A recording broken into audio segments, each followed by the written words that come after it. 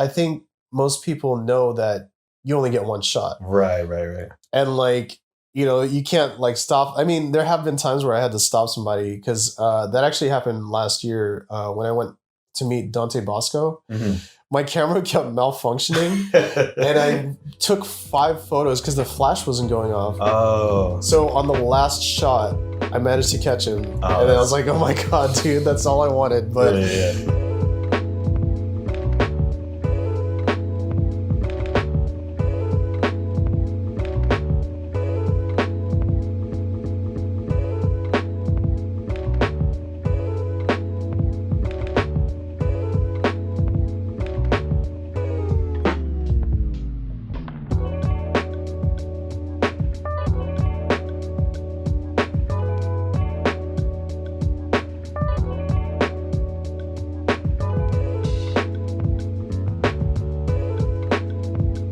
And welcome to another edition of AotB Sessions. Our special guest today is Polaroid J. How's it going? Pretty good. How are you doing? I'm doing good. I'm sorry about we had like a little bit of technical difficulty starting up, but now we're finally on board. Yeah, thanks for having me. You were mentioning earlier that there was a little bit of traffic while heading over here. Yeah, right? I feel like there's always traffic like coming up here. Yeah. When I was trying to like plan other sessions with people, I noticed that July, and obviously it's summer, but August, there's a ton of different events and shows going on that I never realized that like until later on when you're actually trying to plan stuff. They're like, there's always something going on in August. Yeah, it's weird. So yeah, it's like, I mean, the Outside Lands just happened and stuff. That's right. Yeah. A lot of concerts. And then, actually the Jazz Fest is happening right now. Oh, that could probably be it, yeah. But they're going the wrong way. It's supposed to be going down south, so. Yeah, so. Totally makes sense. Well, yeah, thank you so much for taking the time to head over here, especially with all the traffic and everything coming out. I'm down for whatever, dude. So I had been watching and following your stuff on Instagram, and I was like, we need to get you on the show sometime because your work is amazing with everything that you do with the Polaroids and in general, your photography work in general. Do you mind telling us a little bit of just your backstory of like, I usually phrase it as like your art career or your personal career. So anything that you really want to go into. I originally got a Polaroid camera in 2002 and it was like the Polaroid 1, like it was like the 2000s version. I think that was like the last generation of Polaroid cameras. Oh, okay. So I got that as a gift from my dad. And then I had like some film that I got from Ritz Camera because it was like super cheap or whatever, you know? Yeah. So I shot around with that and then I stopped. And then for the longest time, I was just focused on drawing because like before I got into photography, I was drawing a lot. Oh, okay. So I was really into like graffiti stuff. So I was doing stuff like that. Yeah. But then I gave that up because I had an interest in photography. So like fast forward from like 2002 to 2009, 2010, one of my friends showed me the Polaroid SX70 and he showed me like how it worked. And I thought like nothing of it because it was the original brown and silver one. And it folded up and I was like, okay, whatever. Then he shows me the Sonar version and it autofocuses and I was like, dude, I want that one. Yeah. Wow. So like I kept telling him, I was like, dude, if you ever sell it to me. Like I'll buy it for you. And then he's like, oh, I'll think about it. So then after a while, he sold both cameras to me with some film and I was like, okay, cool. Yeah. And then after that, I was just like on the hunt for more cameras and more film. And then I was jumping on eBay. I was jumping on Etsy. I was going to like Savers like every week. Yeah. So I'd find Polaroid cameras all the time. Yeah. And, you know, no one cared for Polaroid cameras at the time. They're just like, okay, everything's digital. Like that was also like when I started noticing a lot more people with DSLRs. And I was like, okay, I'm going to do something different. So I ran with Polaroid. And I've stuck with it ever since. That's awesome. So, yeah. Yeah. Like I never, I definitely want to get to those parts later in the conversation, but I think that's the part that I, of course, jump right at me is that you made your style distinctively with like Polaroids. And that was something that, especially now in the 2020s, I guess is what you would call it. Yeah. It is kind of becoming more of a rare thing to see, especially in the world of photography. Yeah. So I think that was like the part I was like, that's amazing. And like, did you, while you were in school, did you take like an early interest in any like photography classes? No, I've never. The thing is I've never taken a photography class. Like I've done, like when I first started shooting Polaroids, I did all my own research, like digging through Flickr. So it would be like the Flickr forums, like people would chat, and if I had a question, I would ask. But there's this one YouTuber that I really love. Like, I really got into his videos like in the early 2010s. His name's Mitchell Jones. He's out in Japan, and like he would always have these like really fun like photography videos where he would talk about like how to shoot with a Lomo, like lomography cameras, or like different types of film. Like, so back in, I think it was 2010, the Polaroid factory shut down. Oh, okay. So then at the closing party, a bunch of people like met up together and were discussing on how to save the factory and then remake film. So they managed to get enough money to buy the factory and remade the film. So the current chemistry of film isn't like the 90s or the 2000s, early 2000s. Yeah. So it's very different. Right. But I was struggling with like trying to learn that stuff. So then I came across Mijonju and like I would like just watch all his videos, and it's like, oh, okay, this is how I do it, or this is how I do this. And like, yeah, he hasn't really done any videos on photography anymore. Like, I mean, I don't know what's going on, but I know he's going through maybe personal stuff. Right. But yeah, he's someone that I always like to mention because like he really got me into like getting stuck with it and like learning different stuff. Right. Yeah. So that's awesome. Yeah. I think, of course, you would know more of the history behind like Polaroid and like how it all got started. Like, do you know roughly like when Polaroids were like first introduced and like all the early day history of how that started? Yeah. Like 1970 was when they introduced, the Polaroid we know today, where it's like it comes out of the camera. Yeah. Where like everything is in like one package where you just load it up into the camera and it spits out. So yeah, that would be the SX70 era. Okay. And then in the 1980s, the SLR 680 came out. I actually have my 680. Oh, perfect. So I brought it. This is my glow in the dark one. Oh, nice. Yeah, this is my baby. Yeah. Oh, nice. Yeah. So the whole thing glows in the dark, even this skin right here. So this is the SLR 680. This came out in the 80s.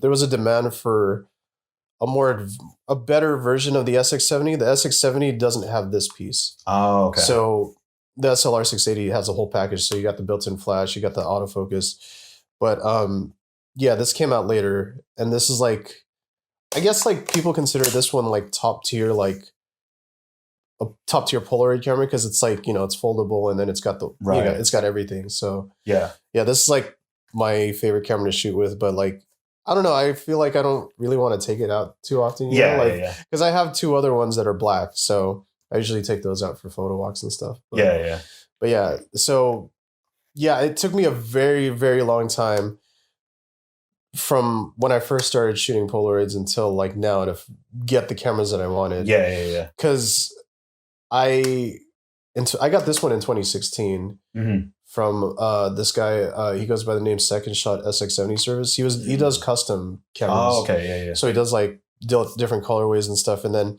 when he dropped this, I was like, dude, I need that camera because it was like Halloween themed. And like, that's cool. My birthday's in October, so I was like, it works out, like I wanted a spooky camera, so it came in like a coffin case, and it was all glow in the dark. Yeah, so I actually reskinned this recently because someone in Spain, their handle is Poladress.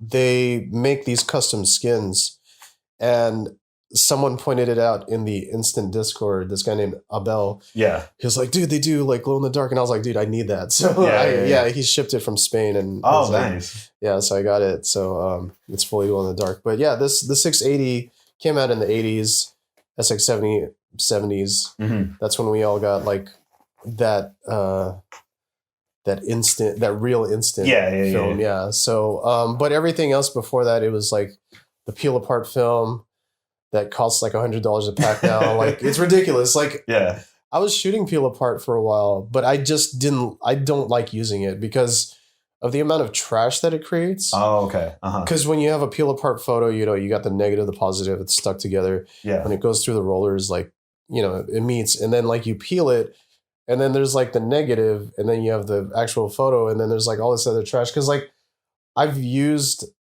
peel apart for some of my projects, like I have a Corgi project where I would go to CorgiCon and I would take So I have that one. Yeah. And I remember doing that a few times, and like my bag would just be full of trash, like because you know you're out on the beach and it's like it's just piling up all day. Yeah, so I have like the empty box. I have all this like foil packaging, and then it's like I got to empty everything out. And sometimes the photos stick together, and I don't like that because once you peel it, it's still wet. Right. So you got to let it dry. So that's the only film format that I really don't like using. Like everyone praises it because of how crisp everything can get, like the different types of cameras and attachments and stuff. And I mean, it's great, but I want something that's compact where I can just run and gun, you know, like that's why I prefer like using the 680 or the SX70 or any camera like that. Yeah. Yeah.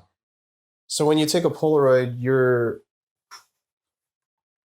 have your camera, and then once you hit the shutter button, there's a mirror inside the camera that flips up and collects enough light through the lens. Oh, okay. And it projects that image onto the film, and then the mirror closes, and then it ejects the photo. And then like there's these rollers that like squeeze the chemistry out to spread the image evenly throughout the whole photo. And then because there's pods in each photo, and like within like that time frame of it coming out and then like, you know, the development process, it's just like a bunch of different chemical reactions, you know, creating an image. And it's like, I don't know, it's just like magic to me, because it's like, you know, who thought of like making something instant like that? Right, you know? right.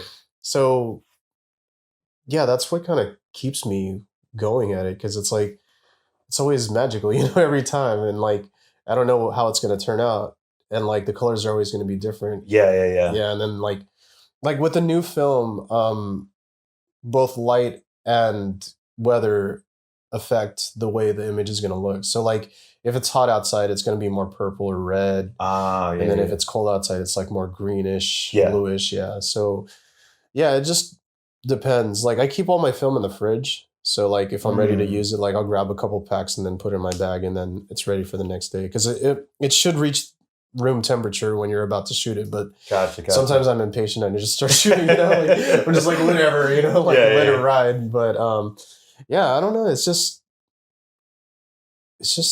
I don't know. I can't figure out why I keep sticking. But there have been times where I wanted to quit. I see. Yeah, there have been a lot of times where I was just like, dude, I don't want to do this anymore. Like, but now that I feel like now that I've started like a photo walk and I'm like more active, like getting out there, like I can't stop now, you know, like I got to keep going, you know? Yeah, exactly. Yeah.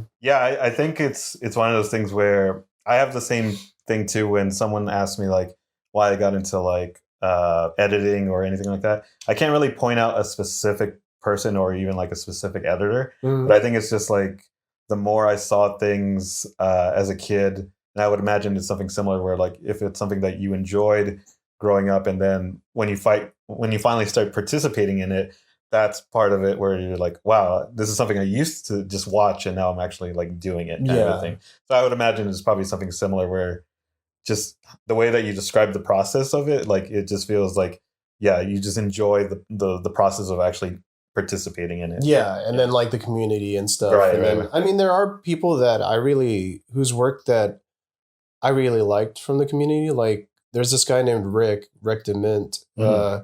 He goes by the Instagram name Portroids. And I came across his stuff on Flickr like years ago, like when I first started.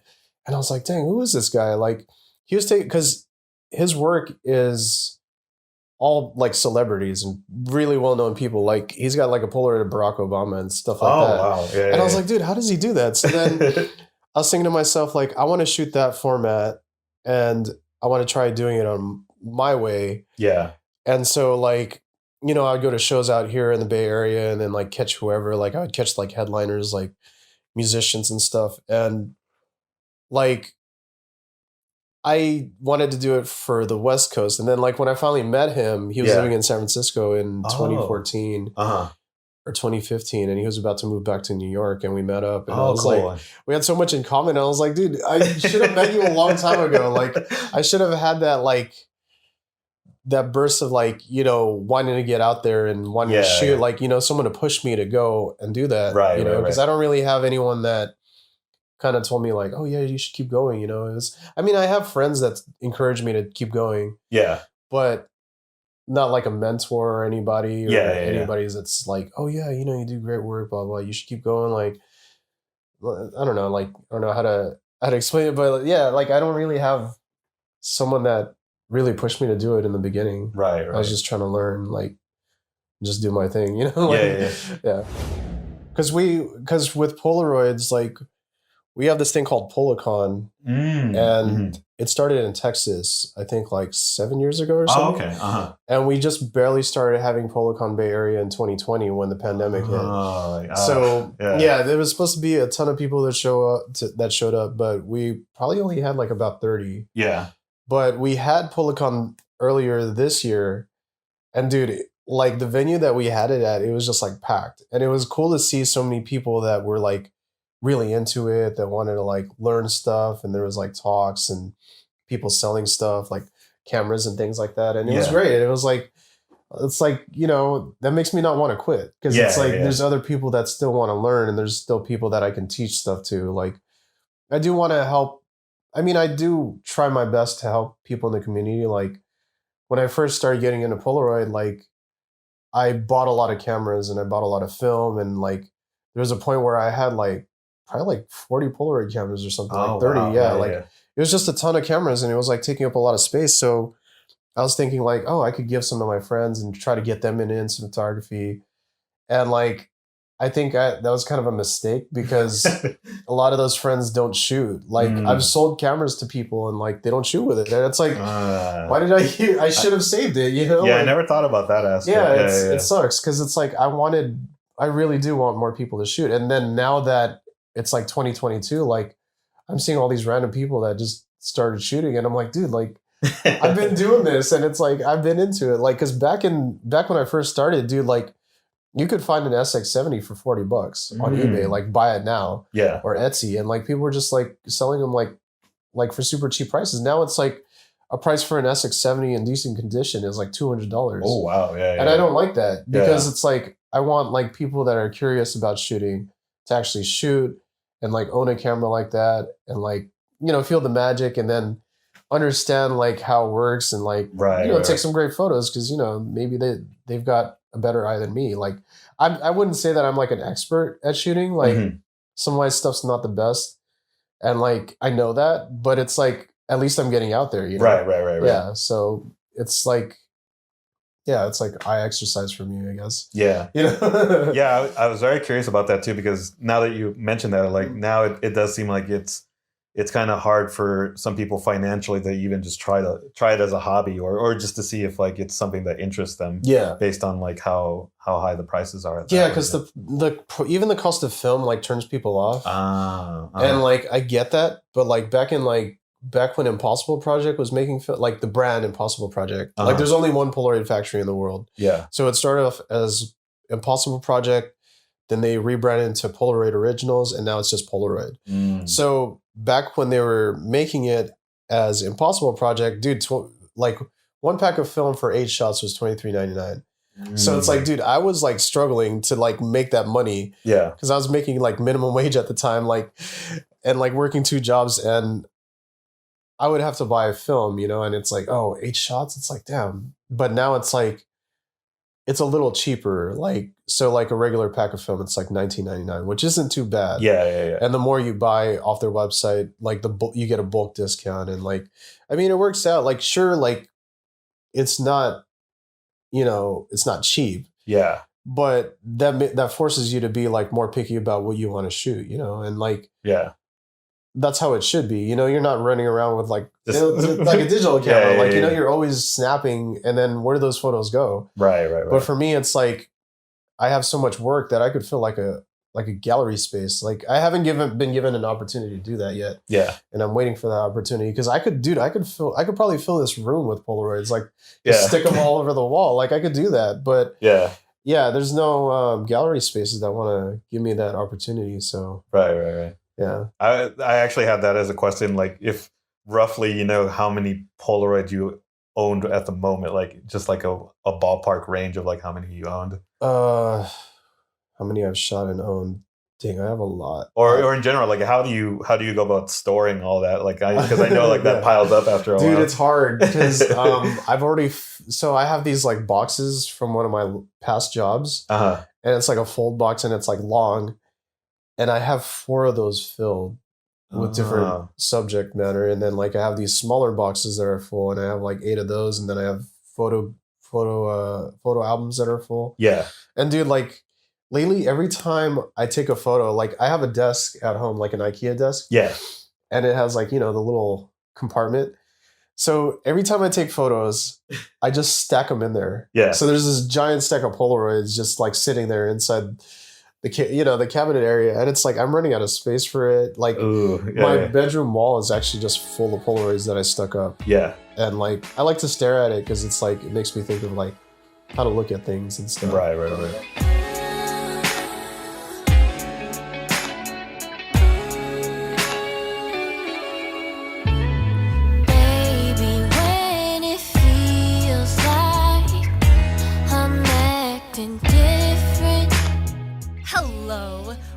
Enjoying the conversation so far. Want to listen to the podcast on the go? We're also available on all popular podcast platforms. Links available in the episode description.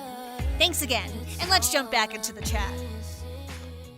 I saw that, I was kind of looking through your Instagram, and I saw that you also did like a Miyazaki show too, right? Or at least part of... Yeah, that was actually my friend JP. She had a... She usually does group shows like that. Oh, cool. Yeah. So she's usually like the curator, so she'll reach out. She actually like asked me to help out, and I was like, I don't really have any Miyazaki Polaroids. But then I thought about like my cosplay series where I did shoot a couple. Oh, yeah. So I shot like 2 Polaroids for that. And it worked out. I let her keep it because, I know she likes my work. Because there was one time where she was asking me about like... a frame that I did for the Orange Moon Salon show. Oh, okay. And she was like, yeah, I really like all these. And I was like, just keep it. Like, yeah, because she's a homie. I love her. Yeah, she's great. That's awesome. Yeah, she does a lot of art stuff. Like she does a lot of like really small drawings. Mm-hmm. Yeah, so I love her work. Yeah. That's awesome. Yeah, I was actually going to ask you the same thing too. Of you kind of even brought it up earlier with the Polaroid at these different shows. How much of that has been like an icebreaker for people and just getting you noticed the same way too of like, oh, cool, that guy has a Polaroid. So how's that experience been throughout the years? Dude, so I got to tell you something. So like growing up, I was very, very shy. Like I wouldn't be having this conversation with you if I was like, a kid. Like I was very shy. Like when it came to like approaching anybody, like I remember this. There's this memory that like I have where I went with my family to Great America, and this was when they had the Hanna-Barbera characters. Yeah. And just imagine like this little kid trying to meet Captain Caveman, but he's so scared. And I was like scared. And like, like there have been a lot of times in my life where I didn't want to like talk to somebody or something. Yeah. Or, and like I think photography really helped me get out of that. Like now, like I'm able to socialize with anybody. Like I can walk up. Like even when I do job interviews, like I don't get stressed out. Like I could just knock it out, and it's just whatever to me because it's like I think that really helped. Yeah, and like it also does help with like socializing because there was one time where I was trying to meet Mos Def. And he had a show at the Mezzanine in San Francisco. Oh, nice. Yeah. So I was like, okay, cool. I'm going to try to meet this guy. So I took some live Polaroids of him. I should have brought him. I'm sorry, but no worries. Like I know you have so many things. Yeah, I have a lot, but he was performing live. I took a couple Polaroids. I was like, okay, cool. So the show ended, and I was thinking like, okay, maybe I could catch him when he leaves. Right. So I'm the last one out of the venue, and I walk up to the front, and there's like this big guard, like this group of security guards after their shift. They're just chilling and stuff. Yeah. And I'm standing there, and they're like, "Yeah, you waiting for a ride or something?" I was like, "No, I'm waiting for him to come out. I just want to get a photo." And they're like, "He's not going to come out." And then one of they started laughing, and then one of the security guards kind of felt bad for me because I was the only person that stayed after. So he was like, "You know what? Here, I'll bring you I'll show you where he's going to leave." Yeah. So he brings me back into the venue. We walk out to the back alley, And, it's like the mezzanine's in kind of a like tenderloinish area. Yeah. And I was like, dude, this is kind of scary because it's like, it's barely lit. Yeah. Like he was like, yeah, this is where they're going to come out. Oh, wow. And I was like, damn. So I'm waiting outside there, for a bit. I think it was like probably 5 or 10 minutes. Yeah. And I hear the door that I just came out of like swing open. And this giant security guard comes out, like this really big dude. Yeah. And he sees me and he's like, hey man, you gotta clear the area. We gotta clear this whole space. You can't be here, blah, blah. Yeah. And I was like, no, dude, I'm just trying to get a photo. He's like, no, you gotta leave, like get out of here. And then like I see like Mos Def come out. Oh. And he's got his whole entourage. And I was like, oh crap. So I yell and I'm like, yo, Yassine, can I get a Polaroid? Because he goes by Yassine Bey. Yeah. And he's like, he turns around, he's like, oh, he's got a Polaroid. And then he waits, he goes, like he stops a sec. He's like, yo, you got a Polaroid? He's like, yeah, come over here. So we start talking. He asks me like my name and like we just start, having a small conversation. And he's like, oh, what's your favorite song? Like from my set, blah, blah, blah. And right when I'm about to answer, this random bum shows up and he's like, yo, I never heard about you. Like, I heard you're really good. It was like the weirdest thing. It was the weirdest timing. And then like, Mos Def laughs and he's like, okay, let's do this. And he's like, and he tells me, I'll let you take my picture if you let me keep one. Oh, that's cool. So I took 2 and then like he signed the one I kept. Yeah. And then I was like, oh yeah, let me write my Instagram handle, blah, blah, blah, if you want to reach out. Yeah. And then that was it. And then I went home. And like, oh wow. I've done a bunch. There's been a lot of times where I've done like, I guess Polaroid missions where I'll stay after a show just to get a portrait or get vinyl signed. Cause like I like to collect vinyl too. So, but it really helps because I think most people know that you only get one shot. Right. And like, you can't like stop. I mean, there have been times where I had to stop somebody because that actually happened last year when I went to meet Dante Bosco. My camera kept malfunctioning and I took 5 photos because the flash wasn't going off. Oh. So on the last shot, I managed to catch him. And then I was like, oh my God, dude, that's all I wanted. But the majority of the time it's always one shot. And it's like, I actually named one of my shows after that. Oh, that's perfect. Because it's like, I only got one shot. And you brought up earlier with the San Jose photo walk, like how long have you been kind of working on that and setting that whole community up? Because from what I've seen, it looks really fun because I know you also do some of them out here in the city as well, right? Yeah, I'm actually not in charge of the San Francisco one. That's my friend Brian Brooks. Oh, okay. He started it back in like 2012 or 2011. Oh, wow. Yeah. So it's been a while. Yeah. Yeah. And it's funny because I came across that photo walk with my friends back then when I first started getting into Polaroid. Yeah. And that's when I met Brian, like in 2012 at Photo Booth in the Mission. Like it doesn't exist anymore. It was like a Photoshop, but that's where I met Brian and like we became friends.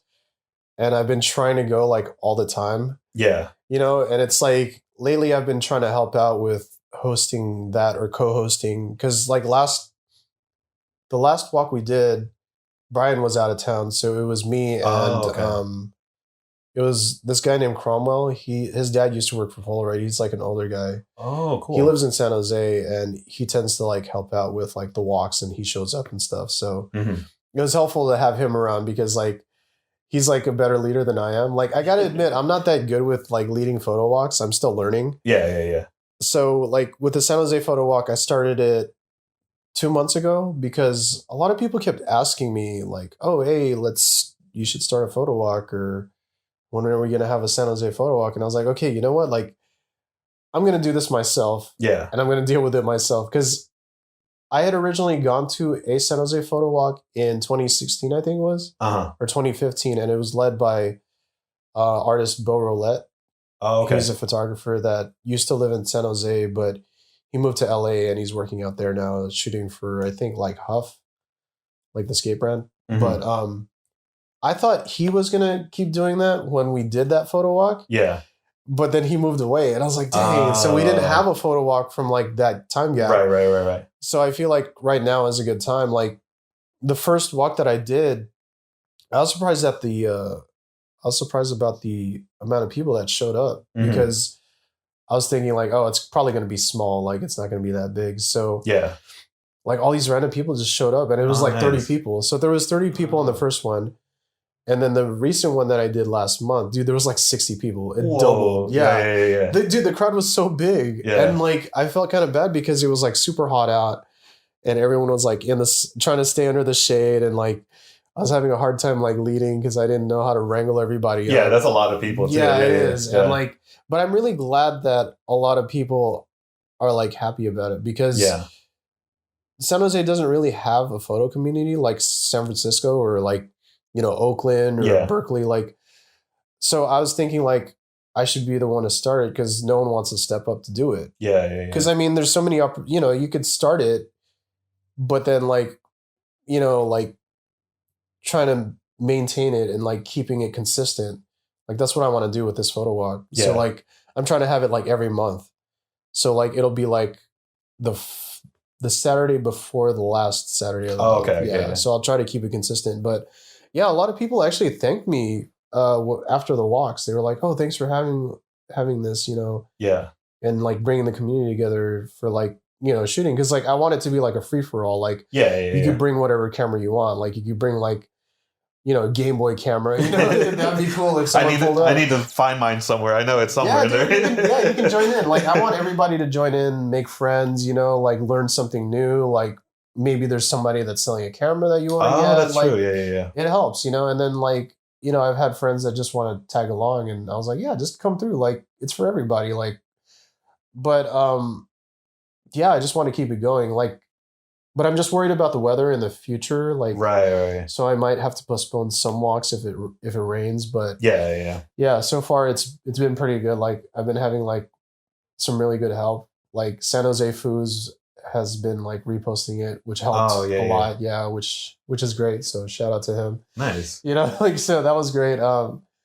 Yeah, I'm like excited about it and looking forward to like the future of it. Yeah. And like how you said, I think that's the beauty of it is that once, like how you said, 30 to like 60 people, that's probably a combination of that and also just the community in general that if they had a good time, then of course they're going to recommend it to their friends and family for the next time. So exactly. Yeah. I feel like people are just itching to get out there and shoot like in San Jose. Yeah. Because a lot of people like they don't really want to drive to San Francisco or Berkeley or Oakland. So I was like, I don't want to drive that far either for a photo walk. So I wanted people to like be able to like just pull up and then be able to go home within like 15, 20 minutes. Yeah. That's awesome. Yeah, I'm trying to like focus on different parts of the South Bay too. Right. So I'm thinking maybe in the future I could do like Cantor Arts in Stanford and then maybe downtown Campbell, Willow Glen. I mean, we are doing Willow Glen, which is next Saturday, August 20th. So we're going to be doing like a walk from the Rosicrucian Museum to the Rose Garden. Oh, cool. Yeah. So I think like everyone's going to want to shoot, you know, photos in the Rose Garden. So. Yeah. Wait, I think that's Willow Glen.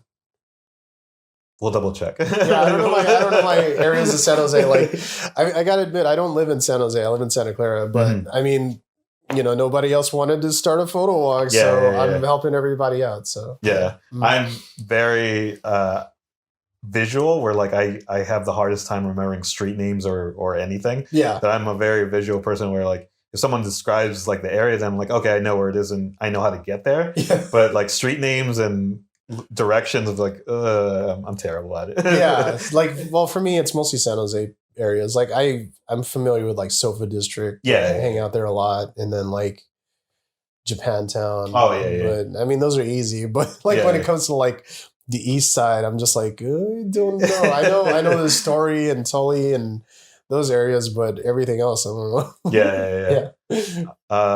From that kind of like spinning that off from everything that you've done, either with the photo walks or you personally just going out there to shoot, have there been some of your favorite locations to kind of go revisit from time to time? Dude, I love going to Cantor Arts. I love going to Stanford. Like, I love going there to shoot random stuff. Because like Stanford campus is pretty quiet. You know, like, and then like Cantor Arts, like the museum, it's like pretty quiet in there too. So it's like you have more time to like think about your shot. Right. And like I used to go to SF MoMA a lot, and like I had a membership, but like I don't want to support that museum anymore because of what I've heard about in the past, like during the pandemic when employees were getting laid off and execs were getting like big bonuses. Right. Yeah, I don't like that idea. But I did used to go to SF MoMA a lot, and I would like shoot around like the museum, like the architecture and stuff like that. Yeah. But yeah, I love going back to Cantor Arts. Like that's just, I don't know, just something about being on that campus and just like just walking around. Like, it's so quiet. Yeah. You know? And like everything looks nice. Like there's no trash or anything. Like, you know, it's like a really nice campus. Nice. Yeah. So that's one of my favorite places to go. Yeah. That's awesome.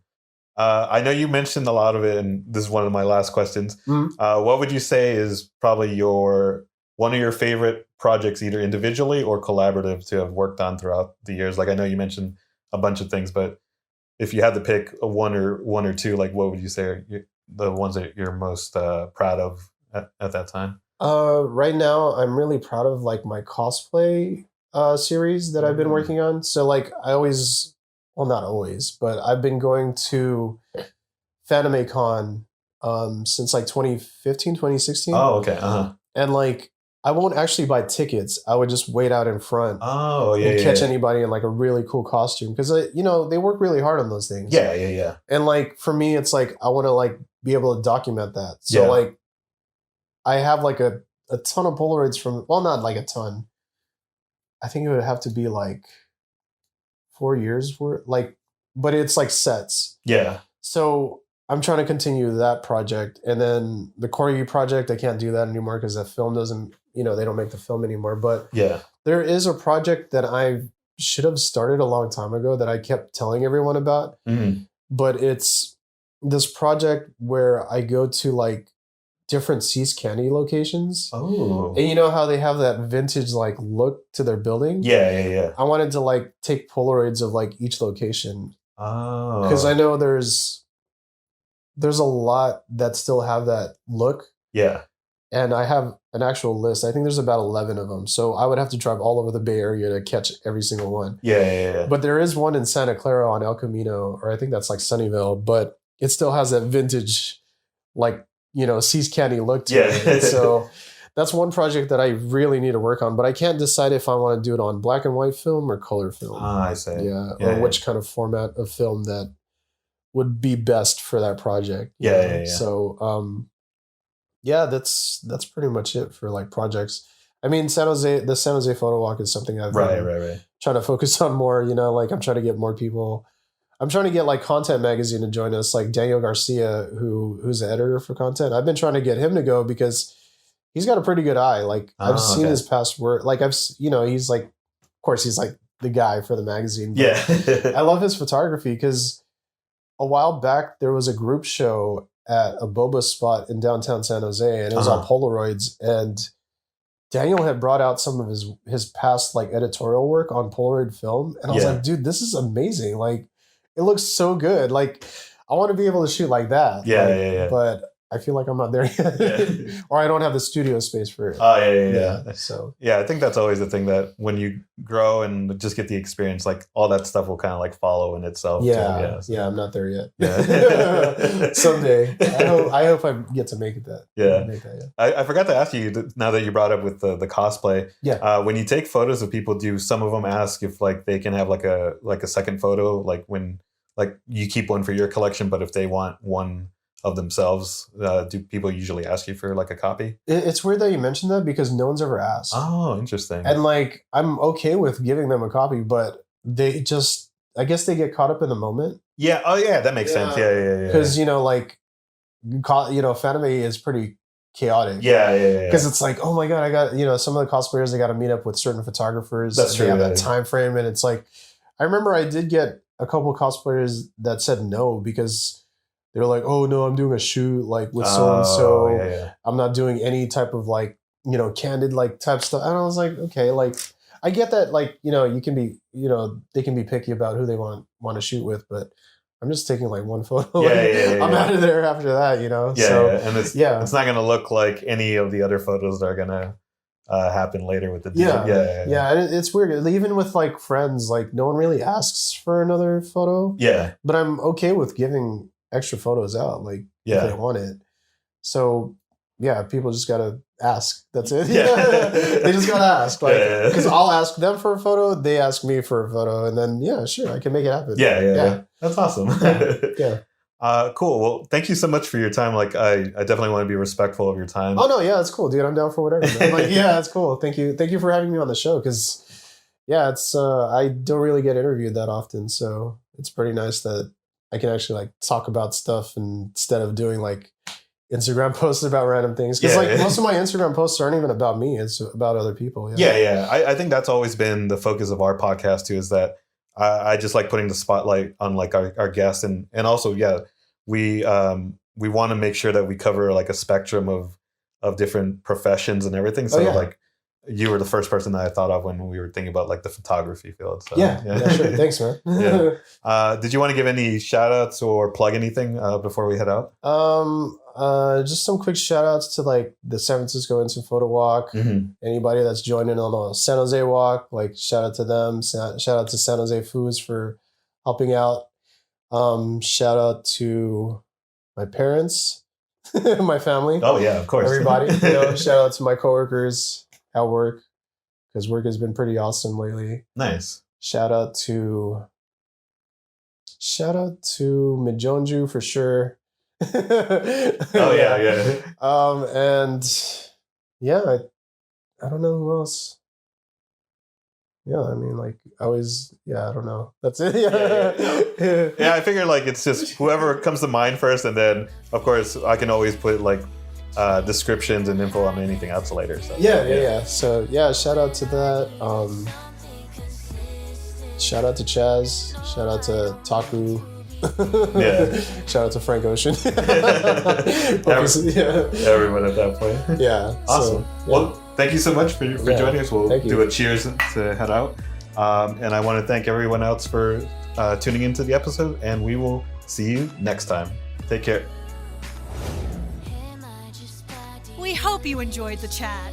If you would like to learn more about our guest and the music featured in this episode, check out the links in the episode description. And don't forget to subscribe to the podcast on your favorite platform. We want to thank our special guests, podcast crew, and supporters. Thanks again for listening, and take care.